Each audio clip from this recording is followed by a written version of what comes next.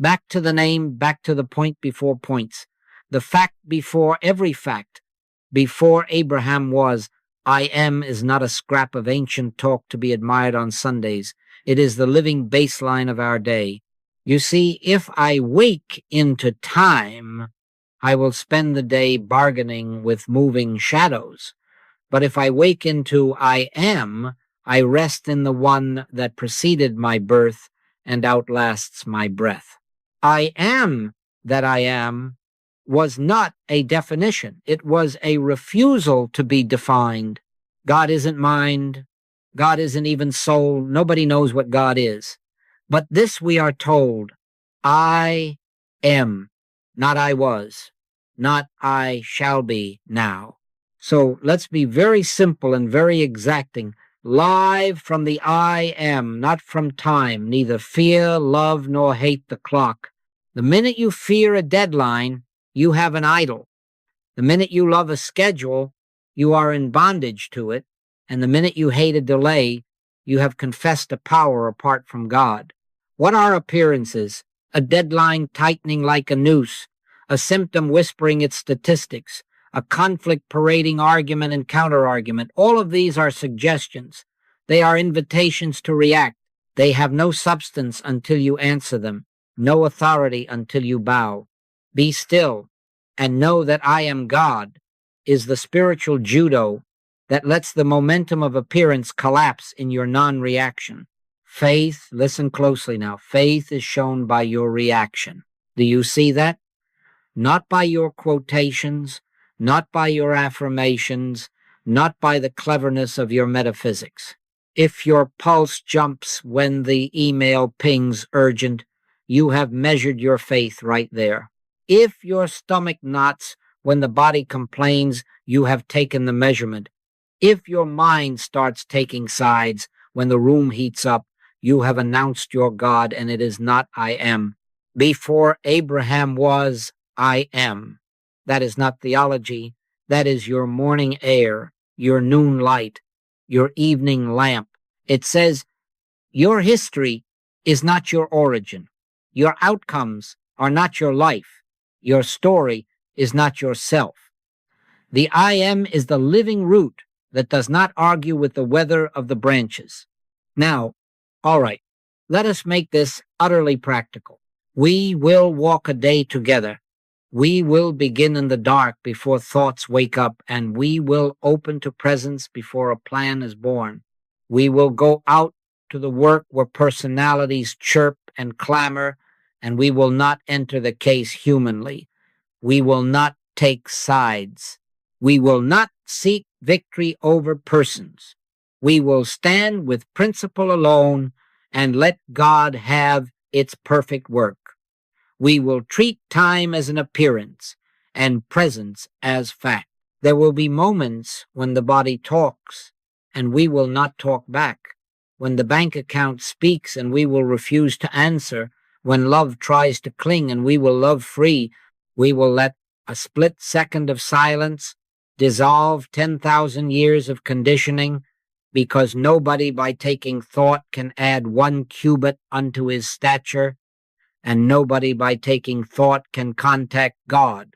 There will come a pause, a holy hush that is not our doing. In that instant, appearances lose their teeth. So this is our premise and our path. I am is the fact before facts. We will measure our faith by our non-reaction. We will allow principle to govern where personalities demand tribute. We will seek the living contact, not the concept. And as the sun rises and sets, we will find that timing, fear, decision, all the traffic of time quietly yields to the one who was before Abraham and is now. I am. Now we come to the measure, and it is so simple that the human mind stumbles over it. Don't react to the appearances.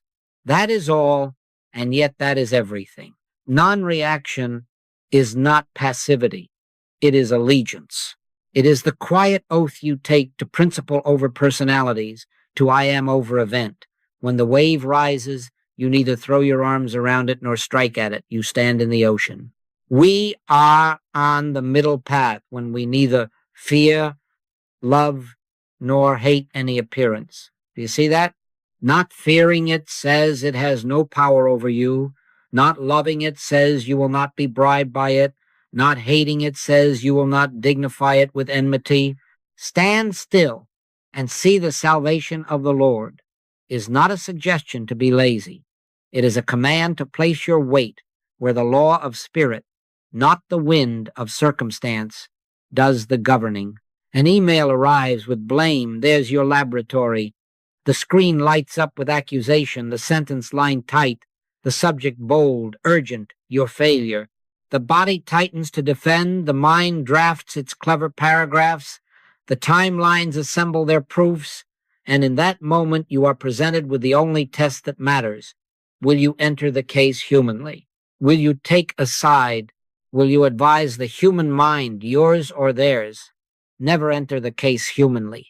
Never advise the human mind. Don't react to the appearances. Instead, turn even a hair's breadth to I am. Let there be a split second beyond thought. Be still and know that I am God. If you can bear that holy pause, the sting is out of the serpent and healing has begun.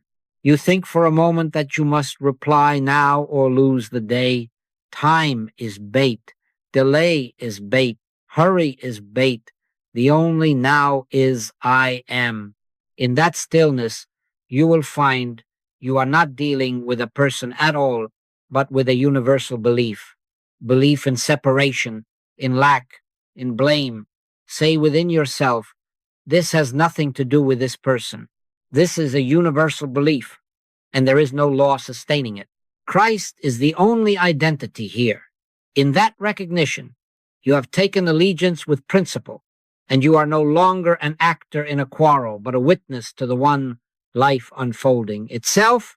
Sometimes, after the silence, the right word comes, and it is astonishingly simple, one line stripped of heat. Thank you for flagging this. I will review the facts. Sometimes no word is given, and the email waits while you tend to the work the Father hath given you to do. And before the sun is down, either clarity presents itself, or the fire has burned out for lack of fuel. And sometimes the appearance rages louder after your silence. All right? Be not afraid. It is I, still stands as fact. Your non-reaction is your faith in action. It says to the storm, you have no jurisdiction here. Do you see? You are not trying to make harmony. You are refusing to grant discord a second power. Do not be fooled by the opposite bait. Praise arrives, and the ego swells to meet it. That, too, is reaction. Neither fear, love, nor hate any appearance. Receive good news with the same inner stillness with which you receive the harsh note. The middle path is not stoicism, it is worship. It bows only to reality. When you refuse the bait of reactivity, healing begins at that instant, not when the other apologizes, not when the account settles, but when you withhold consent from the picture. Father, forgive them, for they know not what they do, is not a moral flourish. It is the metaphysical seeing that the person is not the cause, the belief is. Right there, the knot begins to loosen, decisions reorder themselves, and timing ceases to lash you because the governor of the day has been restored to his throne. So keep it plain. Don't react to the appearances. Never enter the case humanly. Never advise the human mind. Stand with principle alone. If spiritual harmony can only be achieved through your silence, let's have it. If it can only be achieved through a simple, factual reply given without heat, let's have that, but let it be born of I am, not of fear. Your non-reaction is your faith walking. It is the proof in your own heart that I am governs, not the appearance. Time is the cleverest appearance of them all, and most of us worship it without knowing it. The watch on the wrist, the calendar on the wall, the clock in the email, these are the little altars. Now, before Abraham was, I am cut straight through all of that. I am is before the calendar, before the crisis, before the rush and the delay, and if we live from I am, we are not driven by hours. One day is with the Lord as 1,000 years, and 1,000 years as one day, and that is not poetry. It is a statement that time is not law to spirit. Do you see that? Time pressures are not commandments. They are suggestions. Take no thought for the morrow does not mean neglect tomorrow. It means do not crown tomorrow. Do not bow to its threat or its promise. My times, hear this, my times are in thy hand. Not in the boss's hand, not in the symptoms clock, not in the market schedule, thy hand. So the practice is very plain. Before you touch the day's list, pause. Not a pious pause that bargains for a quick blessing on your plan, but a turning, a split second beyond thought. Father, thou art the only agenda here. Be still and know. Let the list exist as a possibility, but not as a Lord. If there is a call to be made, let it come out of presence. If there is a task to be dropped, let it fall because principle says so, not because panic says so. Outcome chasing is a subtle idolatry. Divine timing is not late and never hurried. It does not explain itself or submit to your timetables. Don't look at your demonstration day by day. Let maturity bring to light. The tree does not watch its fruit. It abides. You will find that the more you refuse to measure progress by the hour hand, the more the living activity of God appears as form, as call returned, as appointment arranged, as strength when the body would say no. There is a universal belief here, and we must name it, the belief that time governs life. Right now, nullify any seeming law behind that belief. There is only one law, and it is the life of God being itself. This has nothing to do with your personality or another's schedule. We are not dealing with a good time and a bad time. We are dealing with no time. In that recognition, decisions reorder themselves. You discover that a meeting shifts by chance to the very hour your strength is clearest, that the train you missed spared you from a useless conversation and brought you to the one that mattered, that the email you were compelled to answer at once could bear a day in silence and then required only one cool line. And if, after all of this, the appearance still shouts deadlines and consequences, all right, do not react. Your non-reaction is your faith that I am governs, not the calendar. Let me say it as a working rule. Treat time as an appearance. Rest in presence as the only fact. When you do, you are free to act promptly without being pushed, to delay without guilt, to complete without pride, and to release without fear. Sufficient unto the day is the evil thereof is not a weary shrug. It is direction. Attend to the light of this moment and let God have its perfect work. If something seems unripe this morning, do not wrench it into being. Let maturity bring to light. If something flowers at once, do not grab at petals. Receive and move on. We are not here to beat the clock or to prove demonstrations on schedule. We are here to let the timeless I am show itself as the order, the provision, the right word, and the right when. Now, if presence is the fact and time the appearance, the point of contact cannot be in the traffic of thinking. Nobody by taking thought can contact God. Do you see that? Not by arranging the right affirmations, not by stacking scriptural proofs, not by rehearsing metaphysical formulas about truth. Be still and know that I am God. That is not a suggestion to think holy thoughts. It is a command to let thought end. God isn't mind. God isn't even soul. Nobody knows what God is. And let me take the last crutch from under the human desire to manage. God is not power. You cannot take God like a bigger club to beat the lesser club of error. The moment you try, you have set up two powers and you are lost in the arena. Be still, let God be God. There must come a split second, only a split second, in which the I of you is aware of I, not the mind you, not the worrying you, not the one composing replies and policies, but the I that never started and never stops. That instant cannot be manufactured by strain. It comes when, for a breath, you withhold consent from the picture and even from your clever truth about the picture. When thou prayest, the Master said, enter into thy closet, and when thou hast shut thy door, shut it. You see, on concepts and on pleas, pray to thy Father which is in secret.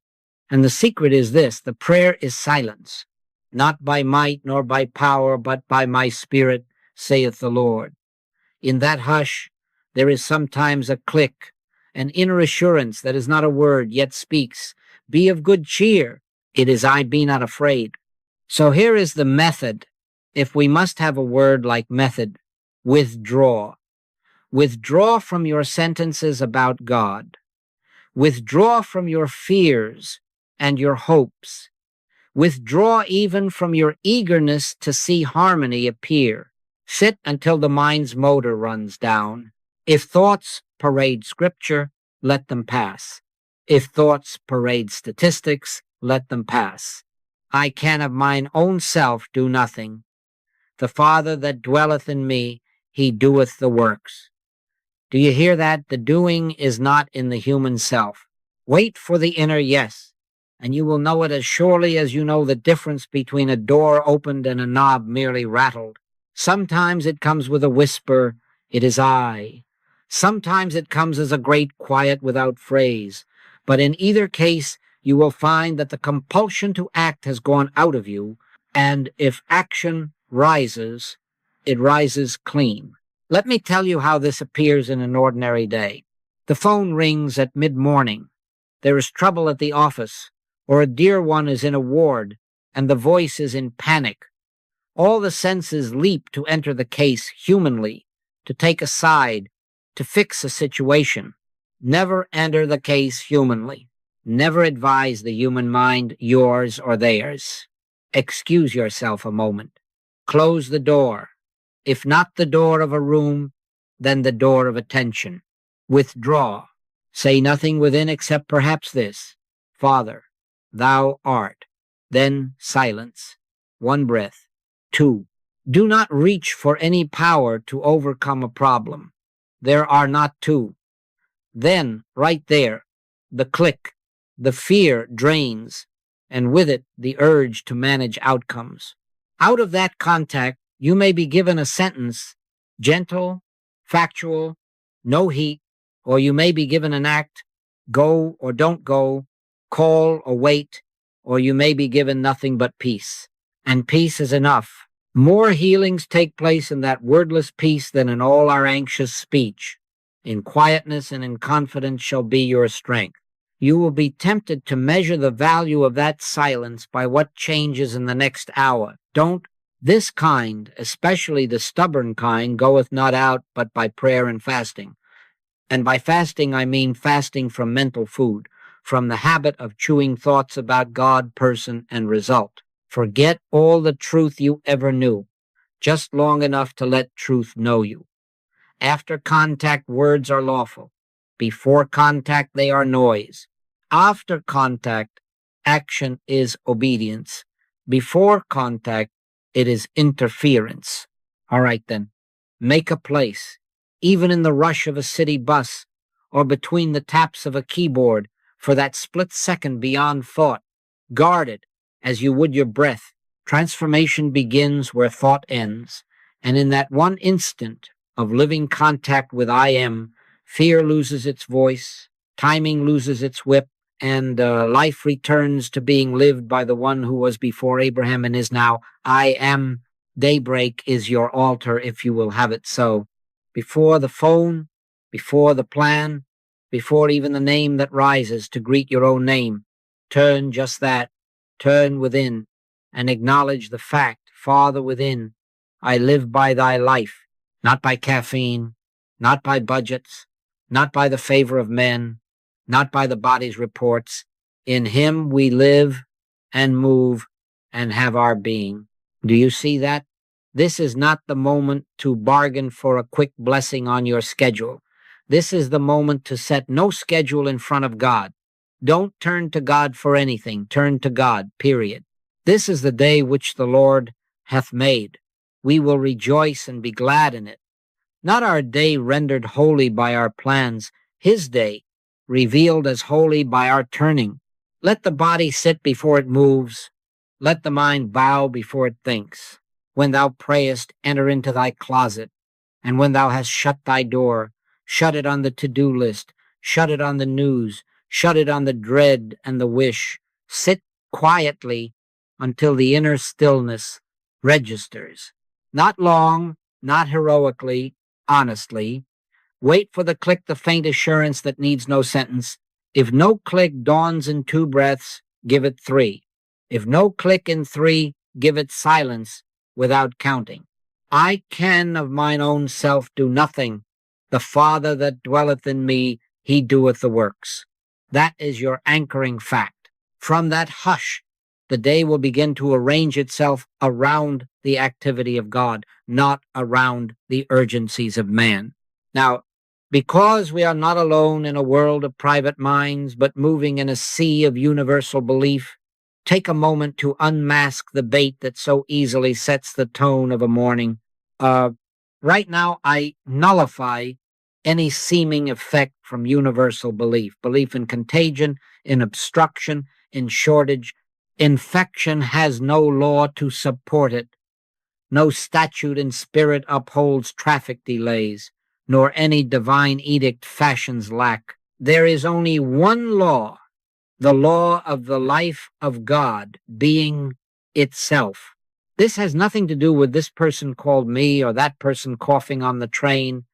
This is a universal belief without cause or power, and it is not law. Christ is the only identity here, at the sink, at the turnstile, at the desk. Be still. Let that be said in you and as you, and watch the atmosphere shift. All right? You will feel the mind attempt to snatch back the reins. What about the 9 o'clock? What about the account? What about the child's lunch? And in that very movement, you have your laboratory. Do you react or do you return? Return. Turn to God, not to a God of outcomes, but to I am. One breath, Father, thou art. Then, if a word is given, pack now, send that note, wait, obey it simply and without heat. If no word is given, move in the next natural step as transparency, not as doer. Leave the room carrying no agenda but availability. The steps of a good man are ordered by the Lord. Ordered, not driven. Arranged, not chased. As you dress, as you tie the laces, as you hear urgent vibrating through a pocket, refuse to crown the clock. Treat time as an appearance, honor presence as fact. If the subway platform is crowded, stand there as witness to omnipresence, not as a self pressed among powers. If someone sneezes and a thought leaps to draft statistics, smile within. No law sustains contagion. There is only one power. If a navigation app flashes red, note it, but do not bow. Your times are in his hand. You see how different the world looks when you carry no second power into it? Decisions uncoil. Timing ceases to lash. A lane opens by chance, or a necessary delay saves you from an unnecessary conversation. And if neither happens, and the delay persists, you remain untroubled, because governance is not in the signboard but in the presence. Let me be very plain. You are not leaving your room to get things done.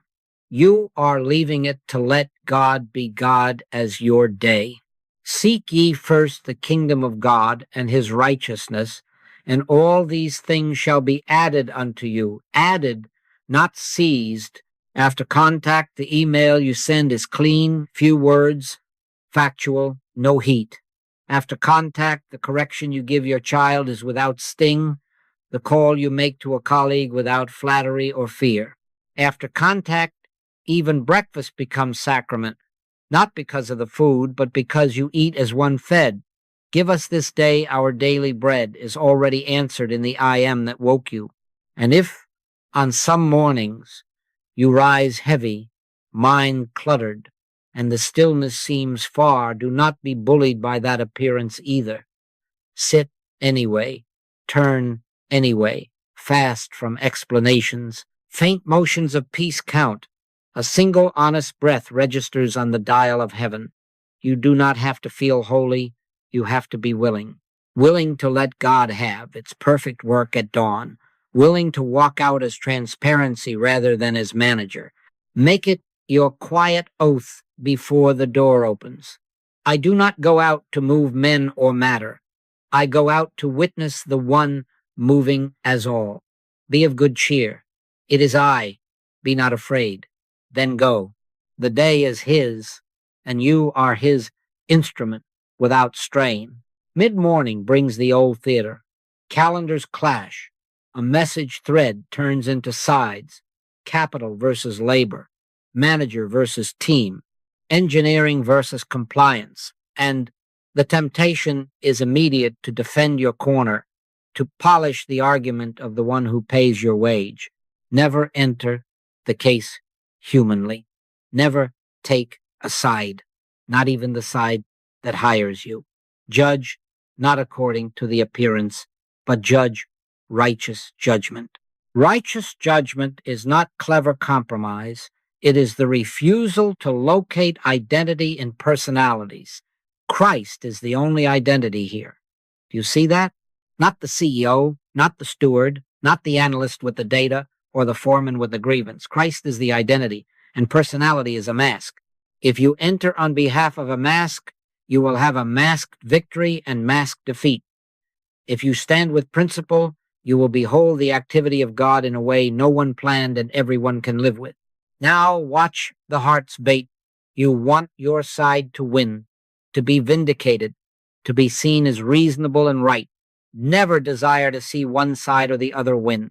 Desire only the emergence of spiritual good. That is your entire interest. There is neither bond nor free, for ye are all one in Christ Jesus. That is not a pious embroidery for church linen. It is a directive for the boardroom and the shop floor. All right, then, withdraw. Before you speak into the thread, before you fashion a clever reply, withdraw a moment from persons and positions. Close the door of thought and let this stand within. I, God, am the solution to all problems. Then be still. Do not take God as a power against somebody's email. God is not power in that sense. Else you've set up two powers and started a war in heaven. Be still. Even 20 conscious seconds is a fast from sides. In that hush, name the universal belief at work, scarcity, fear of loss, the belief in separate goods, and nullify any seeming law behind it. Right now, I nullify any law of conflict. There is only one law, the life of God being itself.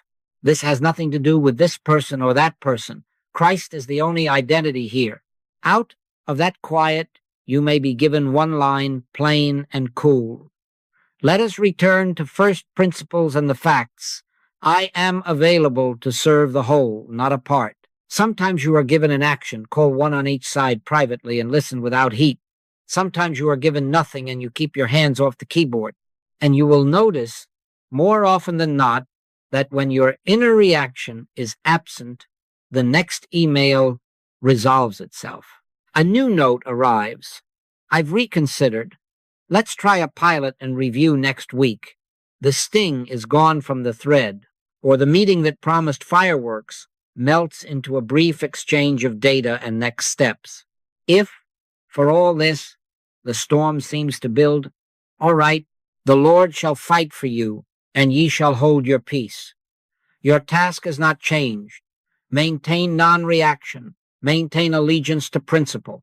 Speak only what is given after contact, and let outcomes be God's business. Do not be bribed by praise if your calm word happens to sway the room. That, too, is taking aside your own. Neither fear, love, nor hate any appearance. If you are hired to consult for management, and management insists on winning at another's loss, remember, not even the side that hires you is your side. If the one that engaged you wants to lose, that is his business. Your business is to witness spiritual activity. If true harmony can only be achieved through a restructure, let's have it.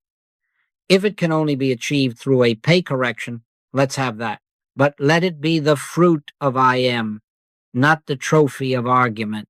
Stand still and see the salvation of the Lord. In that standing, a path appears. Neither party argued for new terms that honor both labor and stewardship, a timeline that saves face for all, or, if separation must come, a gentleness in the parting that leaves no wound to fester.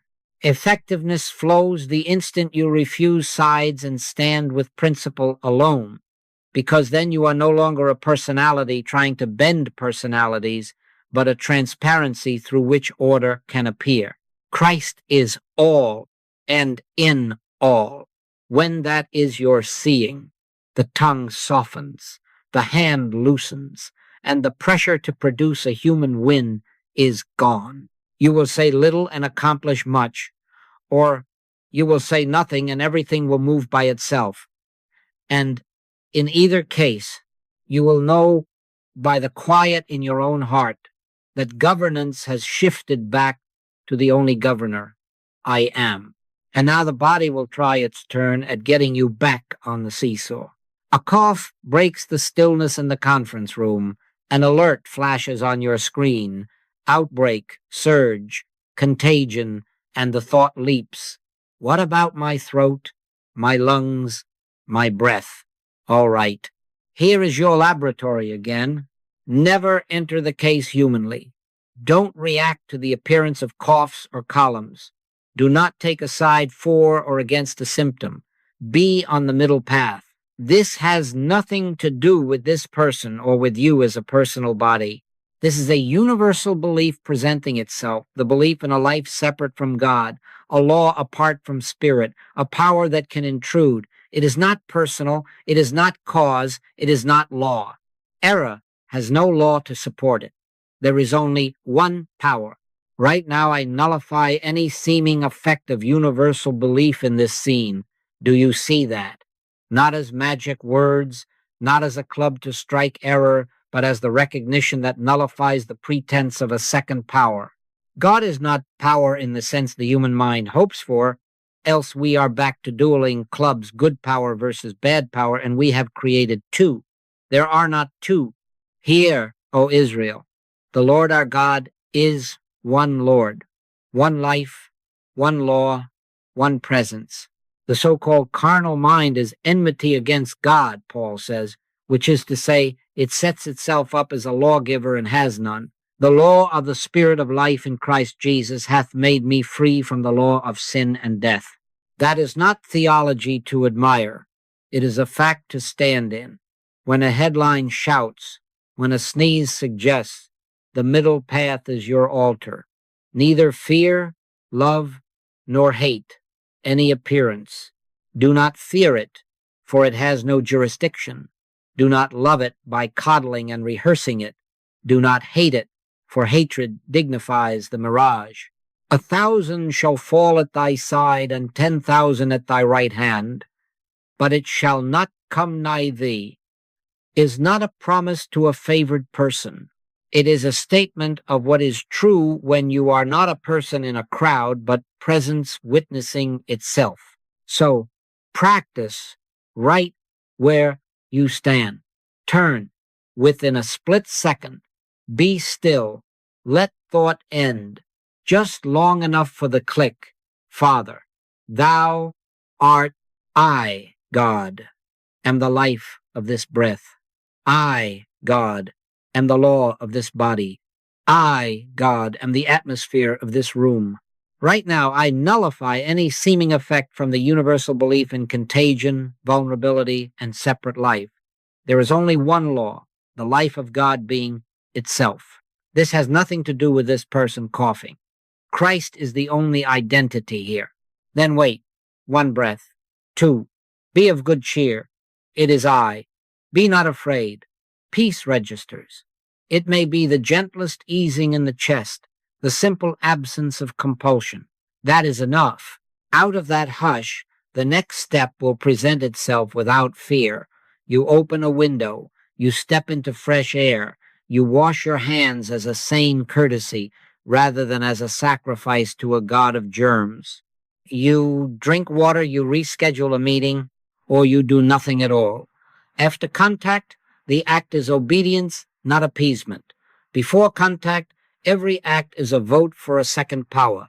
Do not monitor the body like a watchdog and call it spirituality. Don't look at your demonstration day by day, breath by breath. If a tickle persists, all right, refuse reaction and return to presence. If a fever seems to rise, all right, name it again for what it is, an impersonal suggestion, and withdraw into silence. This kind, the stubborn kind, goeth not out but by prayer and fasting, not a fast from food necessarily, but a fast from mental chewing, from rehearsing symptoms and remedies. Forget all the truth you ever knew long enough to be known of truth. After contact, if you are led to lie down, lie down. If you are led to call for help, call for help. If you are led to take a simple remedy, take it without fear, without superstition, without building altars to means. Means are not powers. They are forms through which the one activity may appear when you are not enthroned as the doer. Remember whose breath you are breathing. The breath of the Almighty hath given me life. In him we live and move and have our being, not in air quality indexes and microbe counts. In him, the body is not a god to placate nor an enemy to defeat. It is a servant, a transparency. Treat it as such by refusing to grant discord a name, a cause, a law, or a timeline. Impersonalize discord and it dissolves. You will feel the atmosphere shift, the dread loosens, the pace slows, the clarity returns. Then you move on as quietly as you came into the moment, not as a victorious patient with a story to tell, but as a witness of I am, in whom no second power ever had a place. Midday brings the envelope, or its modern cousin, the notification that pops up between tasks, and the old reflex kicks. Count the coins, calculate the hours, trace the channels, tighten the jaw. All right? Here again is our altar. Don't react to the appearance. Don't enter the case humanly, neither as the anxious debtor, nor as the heroic provider plotting an immediate rescue. The earth is the Lord's, and the fullness thereof. Do you hear it? The fullness is not in the figure. The fullness is the fact that I am precedes and sustains every form. Before Abraham was, I am. So the bill and the pause deal, these are appearances in time. The source is timeless. My God shall supply all your need according to his riches in glory by Christ Jesus. Not according to this account, not according to this client, not according to this Friday. Now let me spare you some wasted sweat. God isn't mind. Therefore, stop trying to think money into being. Stop painting mental pictures of checks in the mailbox or dashboards in the green. That is just as much taking thought as worrying is, and neither can contact God. God is not power. You cannot wield spirit as a force to push funds through a tight place. The moment you try, you've conceded two powers, lack and rescue, and you're back in the arena. Be still. Provision is the form of ongoing spiritual activity, not the product of hurry. The activity is I am being itself. The form is whatever appears when you are not acting as creator, controller, or beggar. Form follows function.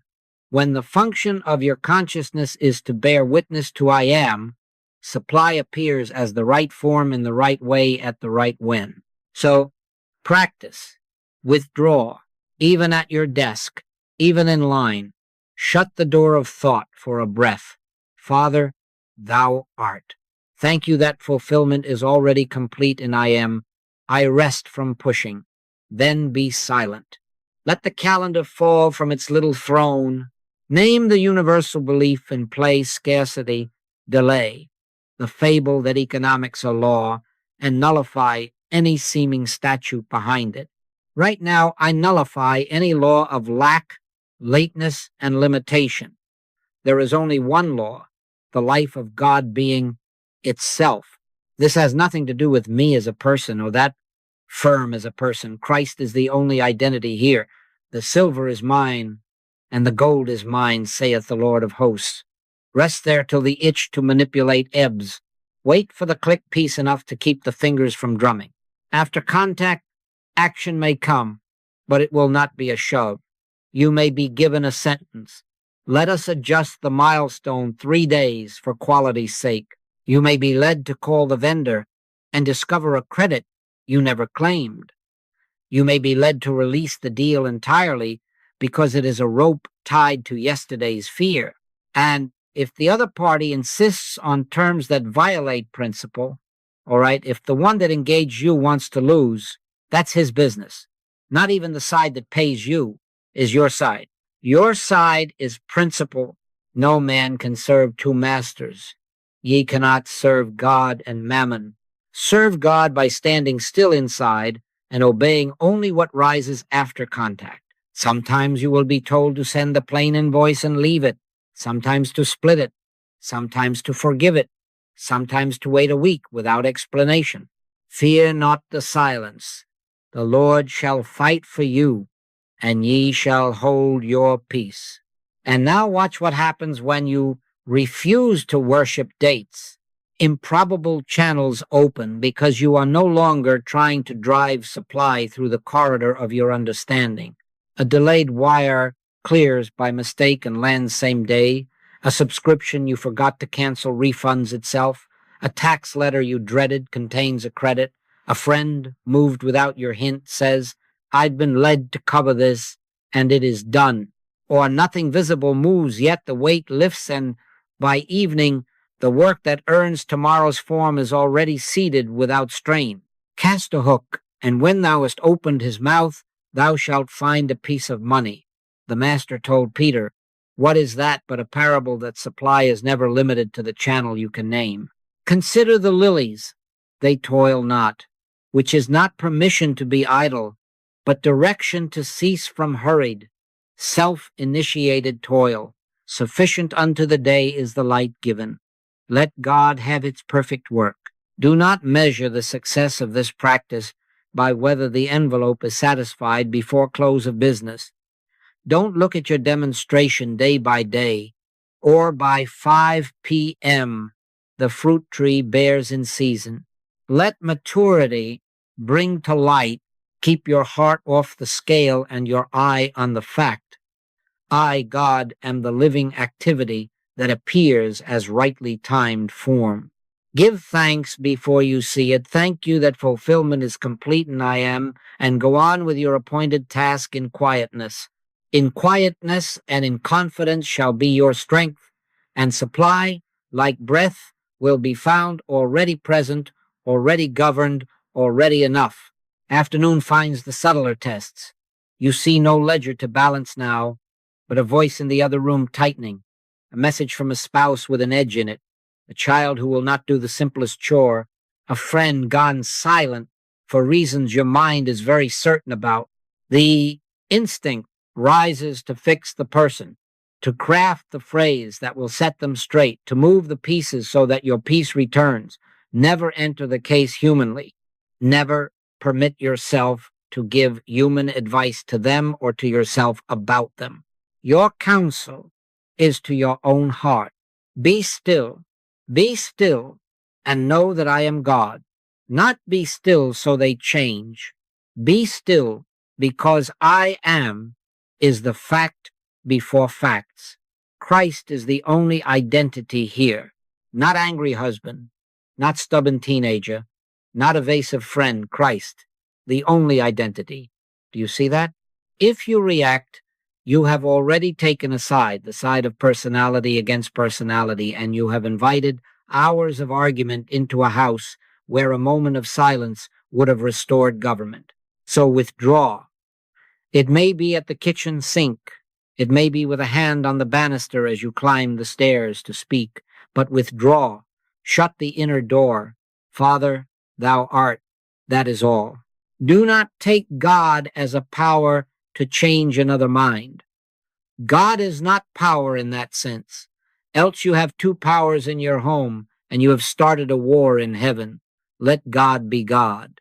Name the universal belief at work, not this person's character, but the ancient suggestion of possession and fear, the belief that love can be taken, the belief that control can secure it, the belief in separate minds seeking separate goods. Right now, I nullify any seeming law of domination, of clinging, of abandonment. There is only one law, the life of God being itself. This has nothing to do with me as a person or them as a person.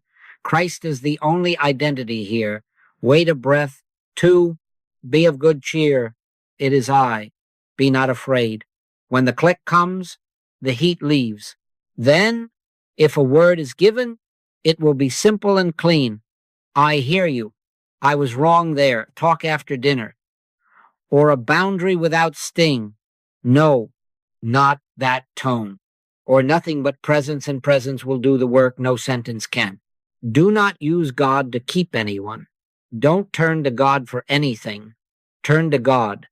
Love from I am is liberty, not leash.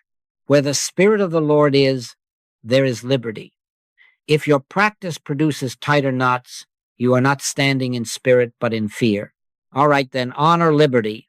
Sometimes harmony appears as staying, and forgiveness melts the afternoon frost before the tea cools.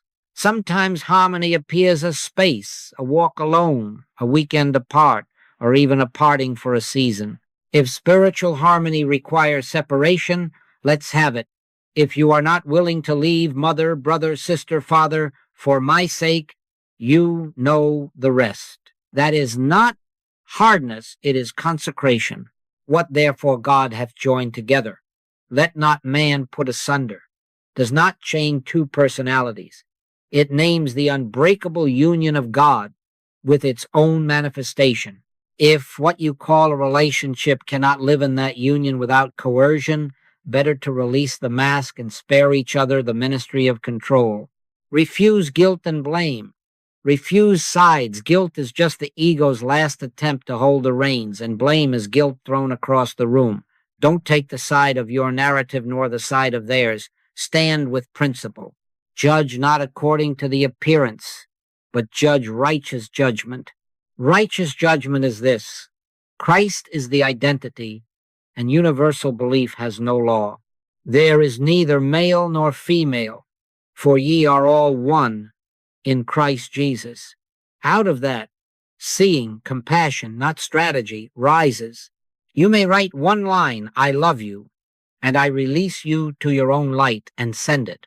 Or you may keep it in your drawer and let the love do its quiet work without a stamp. You may sit with a child and simply breathe until play returns, or you may let the child storm and go on quietly preparing supper unoffended. After contact, words are lawful. Before contact, they are noise. And do not judge the demonstration by sundown. Sometimes the apology arrives before dusk. Sometimes the phone stays silent, and a week ripens what an hour of speeches would have spoiled.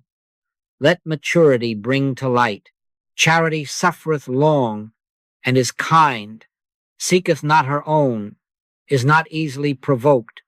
That is not a discipline of clenched teeth.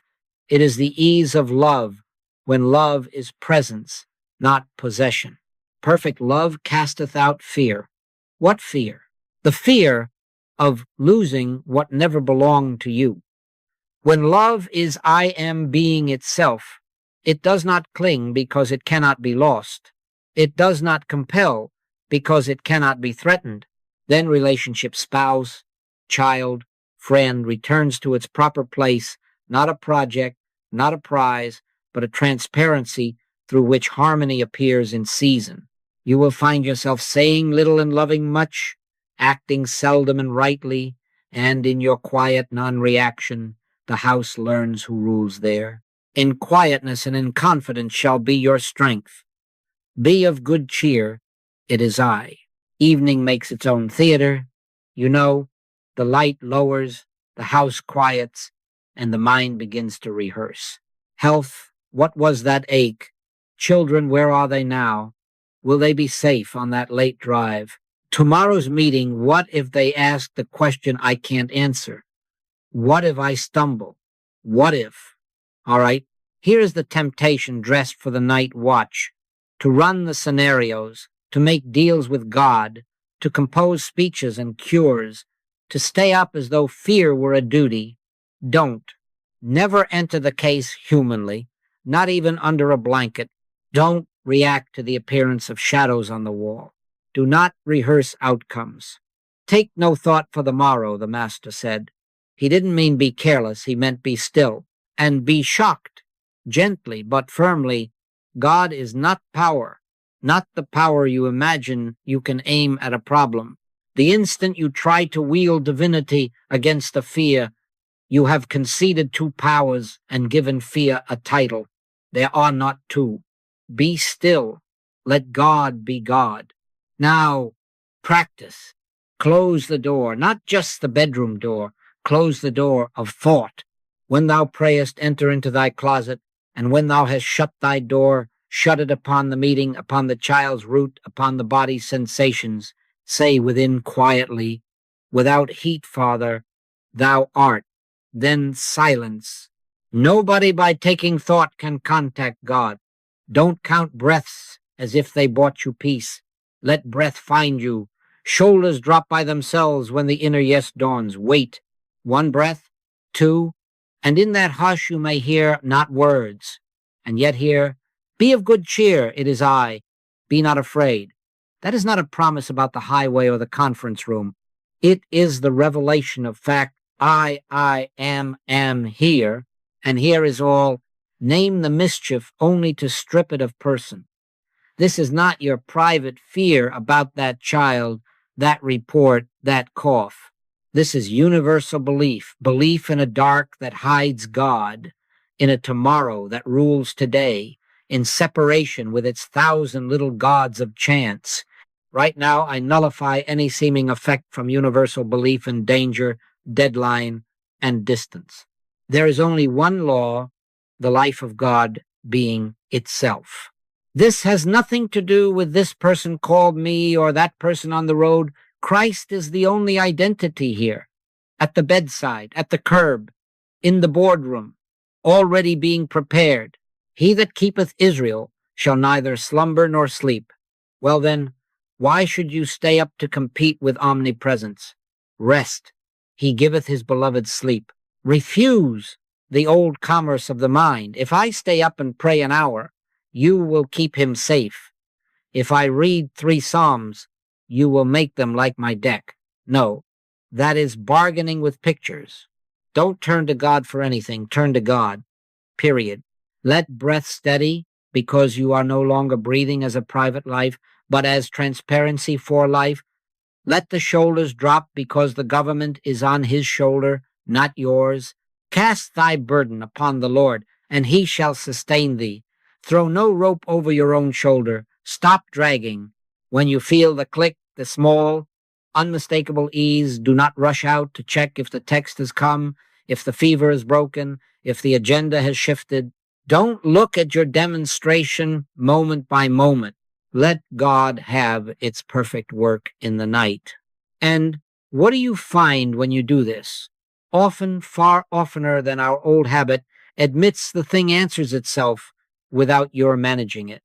A message pings near midnight, arrived safe, battery low. Home by 11. A calendar update lands before dawn. Let's move the meeting to Thursday. Want to sleep on a new approach. The child's fever settles toward morning. and the breath is quiet without any heroics. Or, and this is just as holy, nothing visible changes at all until tomorrow, but fear has yielded. The house is the same, the road is the same, the agenda is the same. And yet you are in another country because presence has reclaimed the only throne it ever had. If on some evenings fear keeps knocking, then keep to the one method that is no method: prayer and fasting. Fast from mental food, fast from chewing the case, fast from your best truths about the case. Sit in the dark that isn't dark to spirit, and wait for the whisper that never flatters.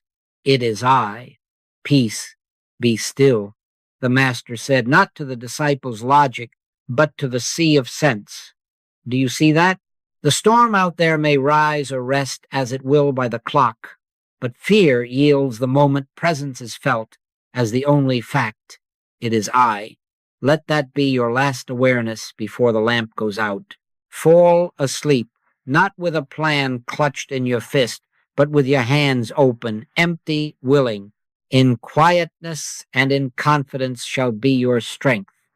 You will wake to find that the same I who watched in the watches of the night has gone on before you into the morning, and tomorrow's tasks will have adjusted themselves to the only governor, I am. And there are nights and days, too, when you have done all this, you have rested, you have refused reaction, you have stood with principle, and still the thing sits like a stone. The habit is back by breakfast, the crisis repeats on its monthly clock, the temper flares in the same room as if nothing had ever been learned. All right, here is where we do not climb higher on the ladder of words. We go down into the cellar of silence. This kind goeth not out but by prayer and fasting. Not a hunger strike to bend God. God isn't mine. God isn't power you can coax. Prayer and fasting means you fast from every mental crumb, every statement, every bright truth you love to recite. You fast from will. You fast from wanting it to move today. You withdraw into surrendered silence and let thought die for a split second beyond itself. Now, do it simply. Enter your closet and shut the door, not to shut the problem out, but to shut your machinery off. Be still and know that I am God. Say as little as this, Father, thou art, and then stop. Neither ask nor plead. Don't turn to God for relief from lust, from pills, from rage, from debt. Turn to God, period. If a phrase rises of itself, let it. If the mind tries to grind, fast from it.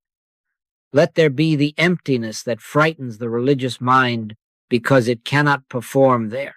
Wait for the click, not a thunderclap, just that small ease that says, I am is on the field and you are no longer the doer. If it takes 5 minutes, fine. If it takes an hour, fine. If tonight it takes only quiet without click, fine. They that wait upon the Lord shall renew their strength. Waiting is not timing God. Waiting is refusing to govern. Name the mischief only long enough to impersonalize it. This is not your personal wickedness, not your genetic doom, not your spouse's flaw. This is universal belief wearing yesterday's mask. Right now, I nullify any seeming law of compulsion, recurrence, and failure. There is only one law, the life of God being itself. All right. Now fast even from that. Forget all the truth you ever knew, and sit until the theater goes dark and the stagehand truth steps out without costume. Nobody, by taking thought, can contact God. You see? You will know the contact because the drive to fix goes slack. The sentence you were preparing loses its heat. The appetite that was screaming becomes a murmur without teeth. That is enough. Do not put a clock on this. Saul of Tarsus did not rush from blinding to bookings. Years ripened him in Arabia's obscurity before his words carried the tone of the Christ. Don't look at your demonstration day by day. Don't check yourself every hour like a cashier counting drawers. Let maturity bring to light. Some knots have taken lifetimes of belief to harden. What is a week, a season in the presence of I am? The fruit tree does not fret in March. First the blade, then the ear, After that, the full corn in the ear.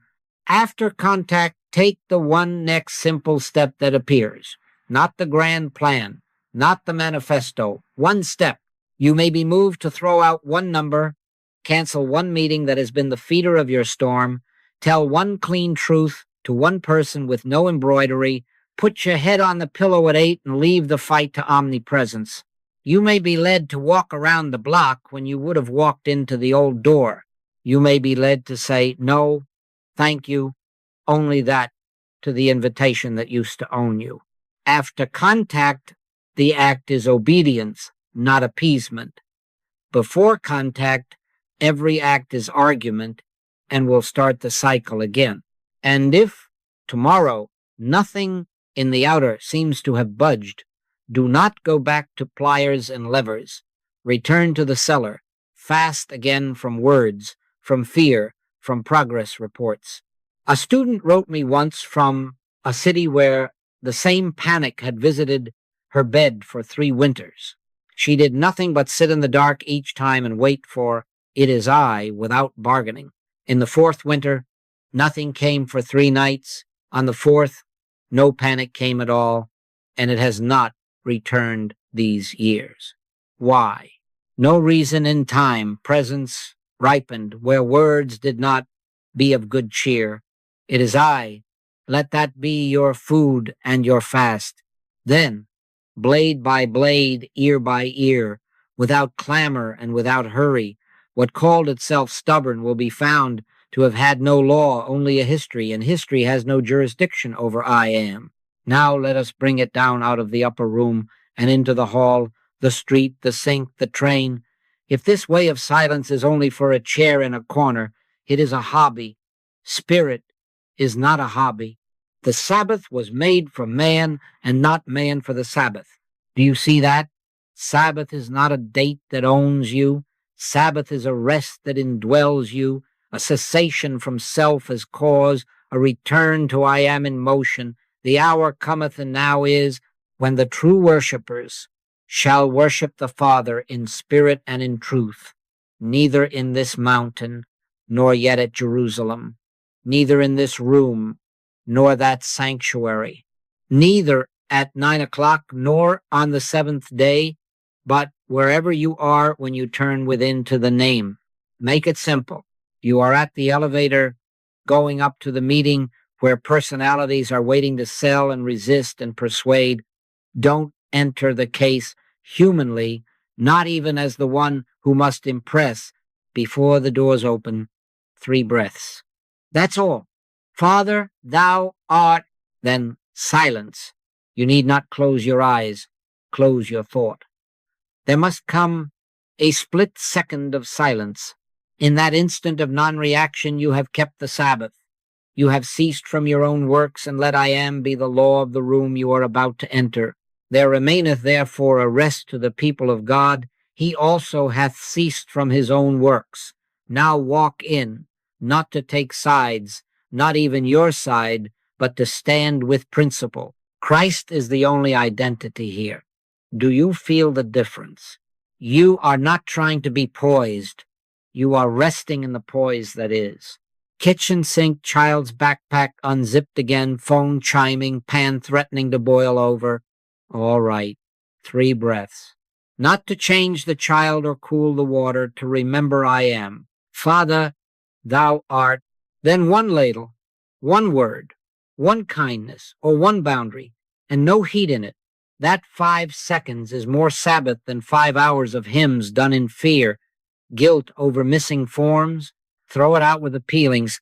That is universal belief that God lives in calendars and is offended by traffic.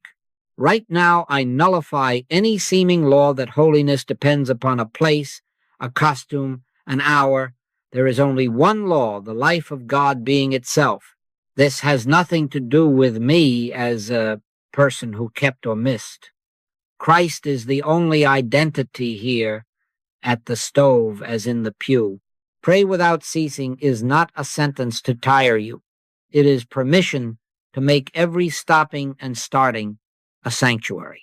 On the train metal, announcements, strangers with their private storms. Don't turn to God for anything. Turn to God, you see? Not keep me safe, keep me on time, give me a seat, just Father, thou art. Then listen into the clatter until you hear what cannot be heard by ears. It is I. That is Sabbath in a crowded car. God isn't mind. You are not holding a mental picture of an altar. God is not power. You are not sending rays into the coach. You are witnessing presence where time pretends to rule. Before Abraham was, I am. When you touch that, even for a breath, the car becomes a chapel without an organ, and your neighbor is no longer an irritation but the face of the one wearing a Tuesday coat. Do not let anyone sell you guilt for exchanging ceremony for consecration. If you miss a service, if your work has you flying at dawn, if your child's fever has you rocking a chair while bells ring across town, be at peace. Man was not made for the Sabbath. If the usher frowns, that is his business. Your business is principle. Keep your vow in motion. Return again and again to the name until routine becomes altar. Set a bell if you must, the kettle's whistle, the calendar's chime, the red light at the corner all become your call to the inner closet. Father, thou art. Then silence. Let the click come and go a dozen times a day, small as the tides lift under a moored boat. This normalizes God contact as life, not event, as breath, not exertion. And don't judge your Sabbath by how quiet the subway gets or whether the meeting went your way. Don't look at your demonstration day by day. Let maturity bring to light. The fruit tree does not keep the law by standing in church on Sunday. It keeps the law by standing where it is rooted, drinking, bearing in season. Root yourself in I am on the walk, at the desk, in the checkout line, in the night watch. In quietness and in confidence shall be your strength. Anywhere becomes sanctuary the instant you return to I am in spirit and in truth. Then you will find that your day is not divided between holy and common. It is one unbroken consecration in motion. And the peace you use to drive across town to find will be discovered in the turning of a knob, in the opening of a door, in the three-breath Sabbath that changes no appearance and governs them all. Be of good cheer. It is I. Now, let us speak plainly about identity, because all the little practices of the day amount to this, or they amount to nothing. Never believe in a selfhood apart from God. That is the unlearning at the heart of the path. Not be a nicer self, not a stronger self, not a religious self with a schedule, no self apart from God. Before Abraham was, I am. You see that? I am is not improved humanity. It is the only identity, here and now. We are not painting a halo on a history. We are watching history pass like a parade while present stands, unaging, unprovoked, unafraid. All right, then, what does that mean between breakfast and bedtime? It means you stop auditioning for the part of me, the good performer, the careful planner, the one who wins by noon, and you let I am live your day. I live, yet not I, but Christ liveth in me. There is the transfer. Not a slogan, a surrender, and yes, it will strip your old concepts. The God you thought you could address as a larger you, he must go. God isn't mind. God is not power you can lay hold of to make a life happen. Nobody by taking thought can contact God. And the self you cherish, the decorated resume, the wounded story, the proud competence those garments are asked for at the door. Put off the old man with his deeds and put on the new man. You will feel naked a while. Fine. Don't judge the process. Saul of Tarsus didn't receive a new name and run to a podium that afternoon. He ripened. So will you. Let maturity bring to light. How do you measure if this has begun? Not by fireworks. Maturity is not a bright aura. It is the absence of reaction. When the email stings and you do not flinch, not because you are suppressing, but because there is no private self to defend. When the compliment sparkles and you do not preen, not because you're dour, but because there is nothing to inflate. When the clock threatens and you do not hurry, because presence is the only fact that is identity speaking without a mouth. We are on the middle path when we neither fear, love, nor hate any appearance. Faith, the degree of faith, is shown by your reaction, or rather by its quiet absence. Let identity lead behavior. Don't start at the edges, start at being. Don't try to be patient, abide as I am, and patience appears. Don't try to make right decisions, abide, and the next act is obvious, unhurried, clean. Be still, and know that I am God. After the knowing, the hand moves of itself to dial one number, to say one truth, to take one step. Supply arranges itself because provision is the form of ongoing spiritual activity, not the wage of will. Timing softens because time is an appearance and presence is the fact. You will watch your efforts rearrange themselves around, being like iron filings, finding a magnet, emails shorter, tones gentler, speed relaxed, boundaries quiet and firm. Not because you labored to craft a better you, but because no separate you was left to manage outcomes. Make this practical. At the mirror in the morning, before the day straps a name tag on you, stand one breath longer and say within, Father, thou art. I am is the only identity here. Then move without argument. At noon, when the meeting leans into personalities, refuse sides, stand with principle, because Christ is the only identity in the room. At night, when the mind would review your score, refuse the ledger. Don't look at your demonstration day by day. Identity is not earning, it is being. As he is, so are we in this world, not tomorrow, now. If, in the middle of this transfer, your nerves protest, your habits tug, your theology accuses you of doing it wrong, be gentle and immovable. This is not self-improvement. This is self-evacuation. Let the struggle come and go without verdict. Fast from trying to explain it to yourself. Sit a split second beyond thought until the quiet click says, it is I. Then rest, because the I that is before Abraham, before agendas, before fear, is living you, and the day knows it. How shall you know that this transfer is taking root? Not by fireworks, but by fruit. By their fruits ye shall know them. Ripeness is quiet. It sounds like fewer arguments inside your own skull. The inner courtroom adjourns. You read a headline, War, Markets, Scandal, and the old magnet does not pull the needle off center. You see the same words the world sees, but they do not hypnotize you.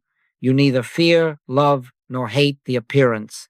You notice the pause has become natural, the split second where the name rises before the emotion does.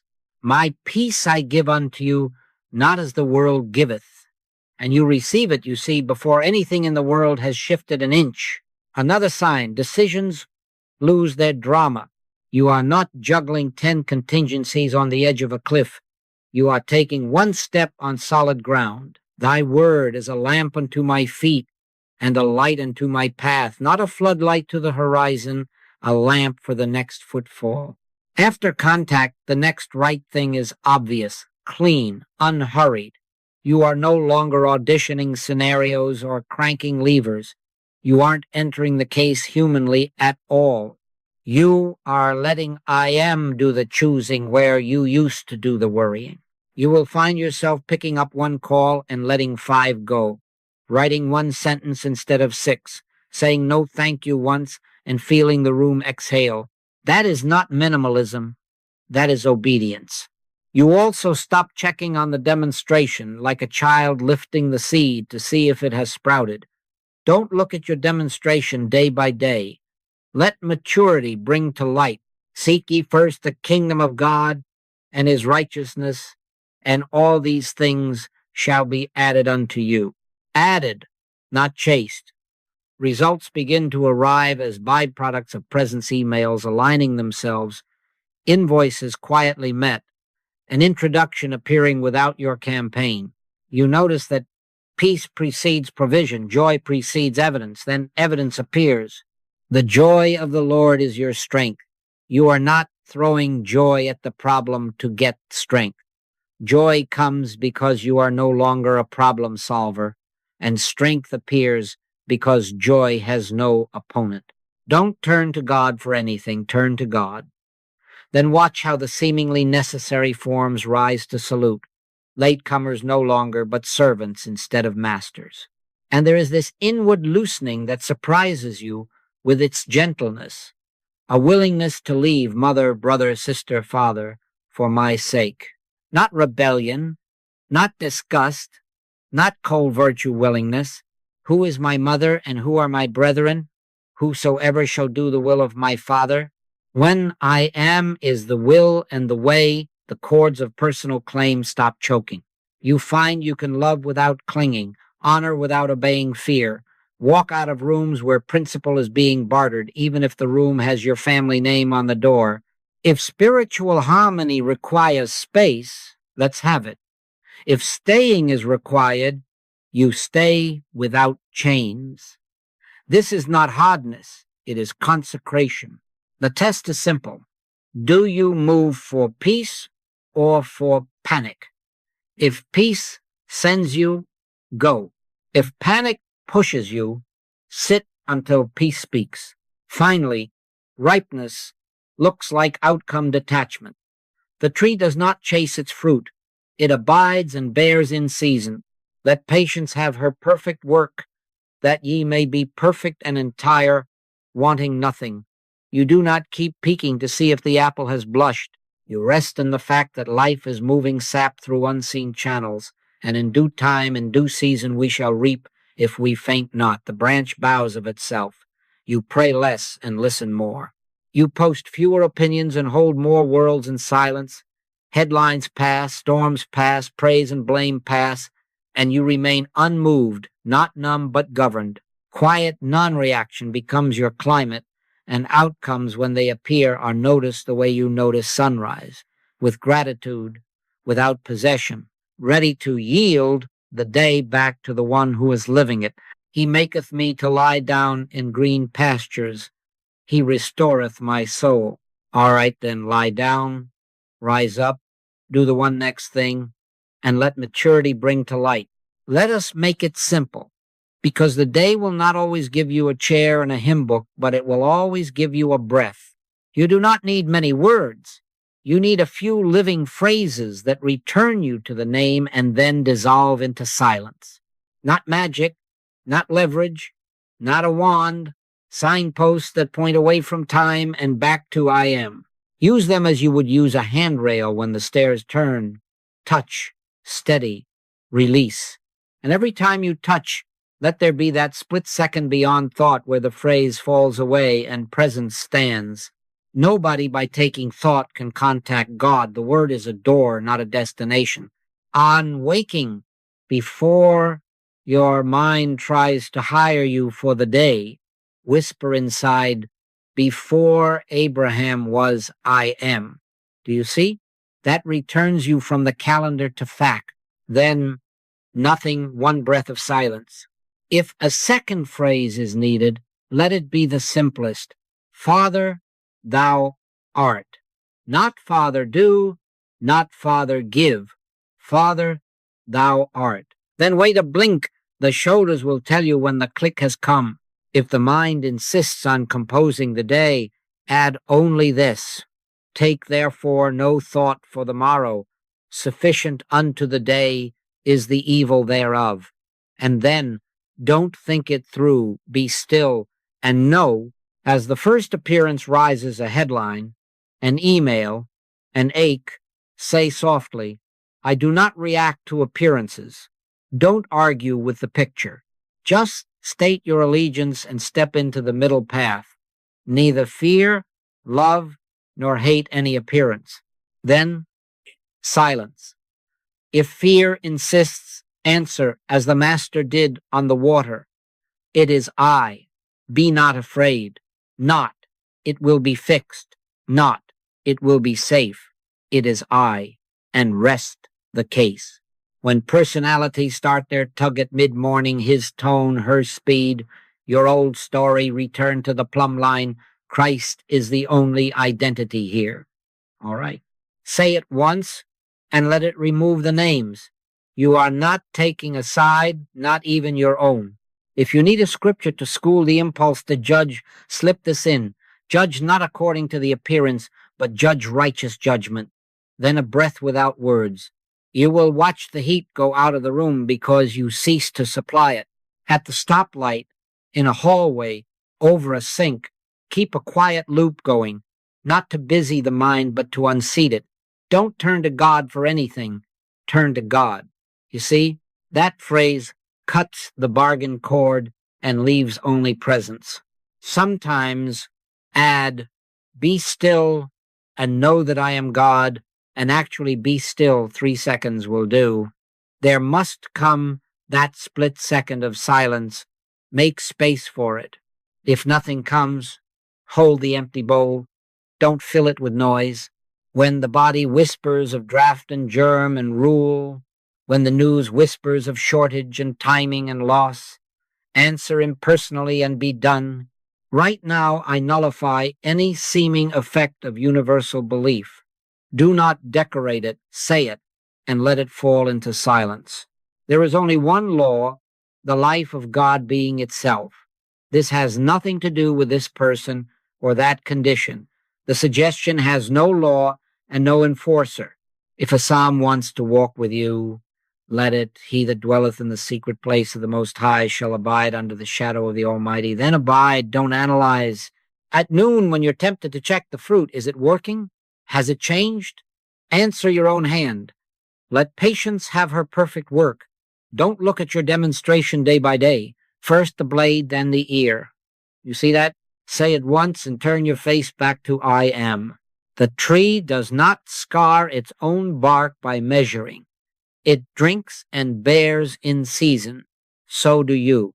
And at intervals, without cause or crisis, keep the name near. I live, yet not I, but Christ liveth in me. Only once, and then hush. These phrases are not to stack up. They are to thin out the self that stacks. Touch the rail, let go, walk. Back to I am, away from time.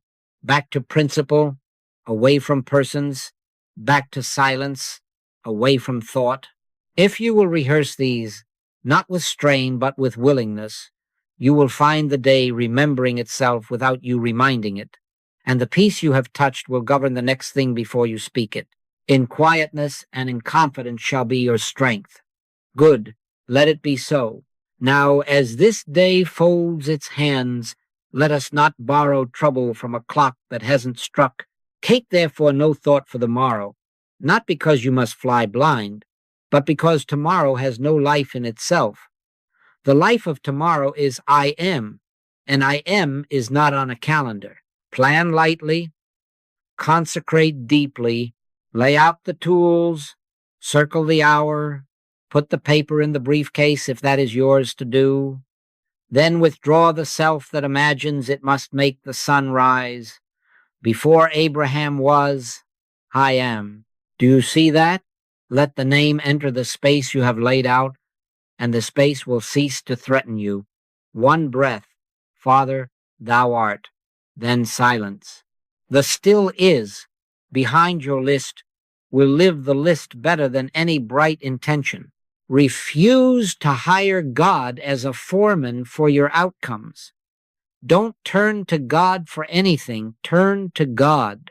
God isn't mind holding a better strategy. God is not power to be applied to a stubborn contract or a slow child or a reluctant body. There is only one power, the life of God being itself, and forms follow like tides follow the moon. All right, let him follow. Don't chase them. In all thy ways acknowledge him, and he shall direct thy paths. Acknowledge, not manipulate. When you feel the old habit, make it happen now, fast from will, even for 10 heartbeats, until the inner hand you know so well rests upon you with that small authority that says, "It is I." When pressed, pause. There must come a split second of silence. Let the sentence in your mouth wait on the presence in your midst. When afraid, listen. Be of good cheer. It is I. Be not afraid. Not, it will be favorable. Not, it will be on time. It is I. That is enough. When confused, take no side. Don't enter the case humanly. Refuse even your own. Stand with principle until the heat drains out of the picture and you can see again that Christ is the only identity here. Yesterday, I watched a foreman named Maria walk into a room where 2 vendors had decided that noise was the only tool left. She did not speak for a full breath. Then she said, "Christ is the only identity in this room." Not to them, within herself. In that 3 seconds, her face changed, and her next sentence contained no pronoun except we. The contract was signed a week later, not with triumph, but with quiet. Nothing mystic to the eye, everything reordered at the root. You see, trust timing. Don't look at your demonstration day by day. Saul of Tarsus, struck by light, did not take a schedule from the light. Years ripened him before the sound of his words carried Christ and not Saul. Your seed has its season. First the blade, then the ear, after that the full corn in the ear. Let patience have her perfect work. Hurry is a form of fear. Lay it down. If tomorrow seems slow, let it be slow and be fast only to return to the name. If tomorrow bursts open with errands, refuse the theater. Walk the middle path unhurried even when moving quickly, undefended even when speaking plainly, unattached even when results appear. After contact, the act is obedience, not performance. So go out quietly now. Leave this room as if you were leaving a sanctuary with bread still warm in your hands, not to feed the world with your plans, but to let the timeless I am do the living as tomorrow's tasks unfold. Touch your list once, then touch the silence twice. When the phone rings, listen before you answer. When the door opens, greet before you decide. When what if rises like a fog, answer without argument. I am is here. Thy word is a lamp unto my feet. One step, not a floodlight to the horizon. One step is all that will ever be required, and it will be given in the instant it is law for it to be given. To those of you in cities I will not see with eyes. To the scattered ones in farmhouses and flats and quiet hotel rooms, we are not apart, neither in this mountain nor at Jerusalem, but in spirit and in truth we meet. In that silence where I am is all, your hand and mine are one consent to let God be God. Be of good cheer. It is I. Rest now. And as the morning lifts, remember, plan lightly, consecrate deeply, and let the still is be the only doer in the day that bears your name.